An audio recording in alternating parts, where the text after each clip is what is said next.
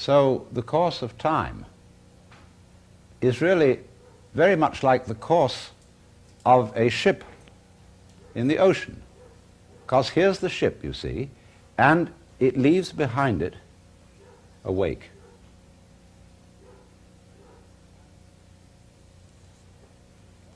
And the wake fades out. And that tells us where the ship has been, in just the same way as the past and our memory of the past tells us what we have done. But as we go back into the past, and we go back and back to prehistory, and we use all kinds of instruments and scientific methods for detecting what happened, we eventually reach a point where all record of the past fades away in just the same way as the wake of the ship. Now, the important thing to remember in this illustration is that the wake doesn't drive the ship any more than the tail wags the dog. So therefore, in this way, you experience, if you experience this, a curious liberation from what the Hindus and the Buddhists call karma.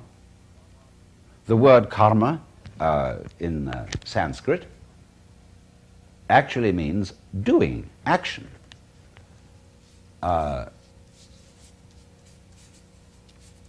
Karma comes from the root, kri, which simply means to do. And so when something happens to me, say I have an accident or an illness, and a Buddhist or a Hindu will say, well, it was your karma. In other words, the implication is you had done something wrong in the past as a result of which you reap this unfortunate consequence in a later time. And that's not the real meaning of karma. Karma does not mean cause and effect. It simply means doing. That, in other words, you are doing what happens to you. And that, of course, depends upon how you define the word you. For example, we were talking about breathing. Am I doing it or is it happening to me? You can look at it either way. I am growing my hair. Am I doing it or is it happening to me? You can look at it either way. All right, I am being sick. I'm being destroyed in an accident. If I define myself as the whole field of events, we'll say the organism-environment field, which is the real me, then all the things that happen to me may be called my doing. And that is the real sense of karma.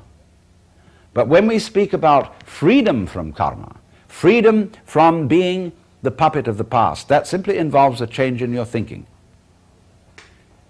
It involves, in other words, you're getting rid of the habit of thought whereby you define yourself as the result of what has gone before, and instead get into the more plausible and more reasonable habit of thought, in terms of which you don't define yourself in terms of what you've done before, but in terms of what you're doing now. And that is liberation from the ridiculous situation of being a dog wagged by its tail.